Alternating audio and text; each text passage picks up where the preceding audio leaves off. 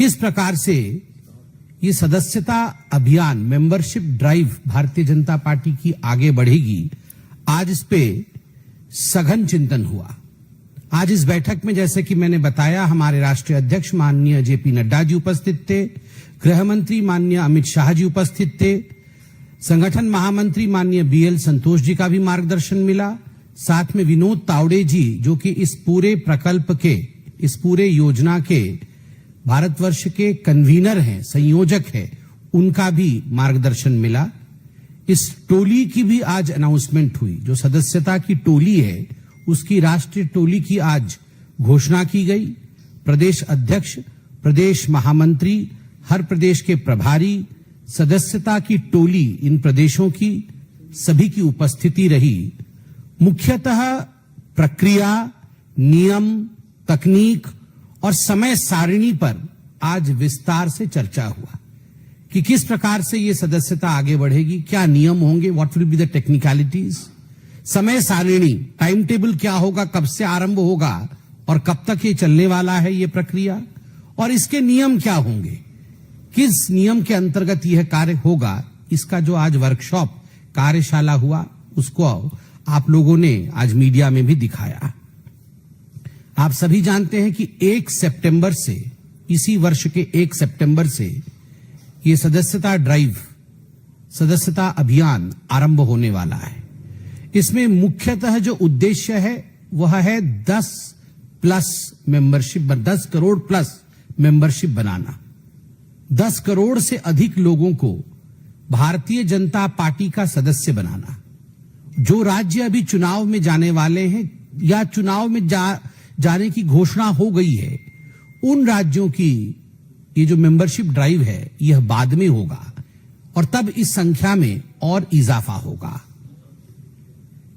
जब माननीय अमित शाह जी राष्ट्रीय अध्यक्ष थे, उस समय आपको याद होगा 2014-15 में लगभग 5 से 6 महीने तक यह मेंबरशिप ड्राइव चली थी, जिसमें समग्र भारतवर्ष में लगभग 11 करोड़ लोगों ने सदस्यता ग्रहण किया था। ठीक उसी प्रकार 2019 में भी एक कालखंड के लिए सदस्यता अभियान चला था, जिसमें लगभग 7 करोड़ लोगों ने पुनः भारतीय जनता पार्टी का सदस्यता ग्रहण किया था। तो लगभग 18 करोड़ लोगों ने विगत, मैं कहूंगा 19 तक, 2014 से 19 तक भारतीय जनता पार्टी की सदस्यता ग्रहण की थी। The membership drive was due, but because of Corona, we could not move ahead. आज इस प्रक्रिया को आरंभ किया गया है। 1 सितंबर से मेंबरशिप ड्राइव 4 आयामों से आगे बढ़ेगा। एक आयाम है मिस्ड कॉल। टेलीफोन में मिस्ड कॉल के माध्यम से लोग भारतीय जनता पार्टी से जुड़ पाएंगे। दूसरा आयाम है क्यूआर कोड। ये मॉडर्न जमाना है, स्वाभाविक रूप से जिसके पास स्मार्टफोन है, क्यूआर कोड को स्कैन करके उसके माध्यम से वो भारतीय जनता पार्टी का सदस्य बन सकता है। नमो ऐप के माध्यम से भी सदस्यता ग्रहण किया जा सकता है और साथ ही साथ bjp.org अर्थात भारतीय जनता पार्टी के वेबसाइट के माध्यम से भी सदस्यता ग्रहण कर सकता है कोई भी व्यक्ति इस देश का। आप सभी जानते हैं कि मूल उद्देश्य विस्तार है। किस प्रकार से भारतीय जनता पार्टी अपने विचारों का, अपने विचारधारा का जनता के बीच विस्तार कर सके, उसी मूल उद्देश्य को लेकर यह जो राजनीतिक परंपरा है, इसे भारतीय जनता पार्टी समय समय पर आगे बढ़ाती है। आज के भाषण में अमित शाह जी ने एक बहुत दिल को छूने वाली बात कही। उन्होंने कहा कि जब इस पार्टी की स्थापना हुई थी 1980 में, 6 अप्रैल 1980 में, और उससे पहले 1950 जनसंघ और उससे पहले विचारधारा 1925 की, उस समय मूल चिंतन यही था कि राजनैतिक सुख नहीं, संघर्ष। कभी राजनैतिक सुख के लिए हमारा कार्यकर्ता, हमारे नेता आगे नहीं बढ़ेंगे, हम संघर्षरत रहेंगे और मां भारती की वैभव के लिए हम निरंतर कार्यरत रहेंगे। वरना आप सोचिए, इतनी बड़ी पार्टी जिसके पास 11 से 18 करोड़ सदस्य है, क्या आवश्यकता है इतने बड़े अभियान की। आज हम पूरे विश्व के सबसे बड़े पॉलिटिकल पार्टी है, मगर फिर भी यह डेमोक्रेटिक प्रोसेस, फिर भी यह लोकतांत्रिक प्रक्रिया जो हमें 1500 दूसरे राजनीतिक दल है, भिन्न भिन्न 1500 दूसरे राजनीतिक दल है, उनसे पार्थक्य करके खड़ा करती है, उनसे अलग करके हमें खड़ा करती है। Because we are a living party, हम एक जीवंत पार्टी है, और एक जीवंत पार्टी अपने उद्देश्यों को लेकर हो सकता है विश्व की सबसे बड़ी पॉलिटिकल पार्टी है, मगर फिर भी वो अपना रिन्यूअल करती है, वो मौका देती है जनता को कि पुनः आप विचार करिए, क्या आप फिर से भारतीय जनता पार्टी का सदस्य बनना चाहते हैं। हम ठीक मार्ग पे चल रहे हैं और आपको लगता है कि हम मां भारती को वैभव तक पहुंचाएंगे, तो आइए, आपका स्वागत है, पुनः आप इस पार्टी में सम्मिलित होइए। यह है जो लोकतांत्रिक प्रक्रिया है। आप बताइए, भारत के किसी और पॉलिटिकल पार्टी में इस प्रकार की लोकतांत्रिक प्रक्रिया कहीं नहीं है, और इस कारण हमारे पार्टी में इस पूरे प्रक्रिया को संगठन पर्व कहा जाता है। संगठन चुनाव नहीं कहा जाता है, संगठन पर्व कहा जाता है, क्योंकि हमारे लिए राष्ट्र प्रथम है, हमारे लिए राष्ट्र प्रथम है, और इस पूरे प्रक्रिया को एक उत्सव, एक पर्व के रूप में मनाया जाता है। तो मैं आज कहूंगा, पर्व तो 1 सितंबर से शुरू होगा, उमंग उत्साह के साथ उत्सव तो 1 सितंबर से शुरू होगा, मगर उसकी तैयारियां, उसका वर्कशॉप, उसकी कार्यशैली कैसी होगी, उसकी बैठक आज हमने संपन्न किया है।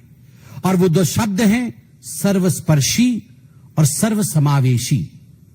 यह जो अभियान चलने वाला है, मेंबरशिप ड्राइव चलने वाली है, इसमें किस प्रकार की सदस्यता ड्राइव होनी चाहिए, यह अभियान कैसी होनी चाहिए, यह सर्वस्पर्शी होनी चाहिए, अर्थात हमारे बूथ तक, सब तक यह माध्यम पहुंचना चाहिए।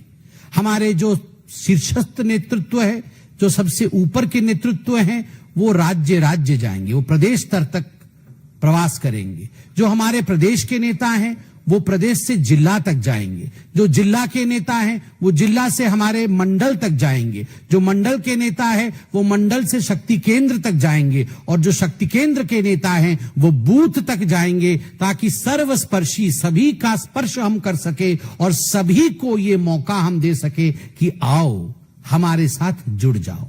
और सर्वसमावेशी, कोई ना छूट जाए, सबका साथ, सबका विश्वास, सबका विकास, सबका प्रयास, हर जाति, हर धर्म, हर वर्ग जो 18 वर्ष की आयु से ऊपर का हो, हर उस व्यक्ति को जो मां भारती की वैभव गाथा से जुड़ना चाहता है, वो अवश्य आए, वो अवश्य आए और भारतीय जनता पार्टी के साथ जुड़े। और एक बहुत बड़ी बात आज के मंथन से यह भी निकल के आया, और हम सब के लिए फक्र की बात है, गर्व का विषय है, कि आप सोच के देखिए, हमें चिढ़ाया जाता था 84 में, जब मात्र हम 2 सीटें जीत के आए थे। राजीव गांधी और आडवाणी जी उस समय सदन में नहीं थे, हम 2 और हमारे 2 कहा जाता था। मगर उस समय संघर्ष के कारण, इसी प्रकार मेंबरशिप ड्राइव के कारण, सदस्यता अभियान के कारण आज लगातार तीसरी बार भारतीय जनता पार्टी पुनः सत्ता में आई है। यह छोटा विषय नहीं है। यह विषय दिखाता है कि भारतीय जनता पार्टी सतत संघर्ष करना जानती है, वो संघर्षरत रहती है। और दूसरे जो 2 पॉलिटिकल पार्टीज उस समय महत्व रखते थे, जब हम उस समय विपक्ष बन के उभरे थे 1980s में और 50s में जनसंघ के रूप में, उस समय जो 2 पॉलिटिकल पार्टीज का कुछ अस्तित्व था, कांग्रेस और कम्युनिस्ट, उस समय ऑपोजिशन ज्यादा थी नहीं। Both of them had borrowed foreign ideology. Congress की आइडियोलॉजी भी फॉरेन की आइडियोलॉजी थी और कम्युनिस्ट की आइडियोलॉजी भी फॉरेन की आइडियोलॉजी थी।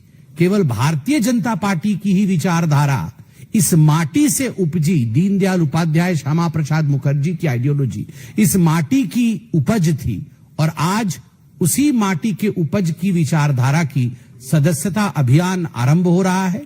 विस्तार से आप लोग, जब ये प्रक्रिया पूरी आरंभ होगी, आप लोग भी इसमें भाग लेंगे। मीडिया बंधु के रूप में आप जाएंगे, आप देखेंगे, परखेंगे और आपको पूरा विषय और भी विस्तार से बताया जाएगा। इतना ही कह के मैं अपने विषय को समाप्त करता हूं। बहुत बहुत धन्यवाद।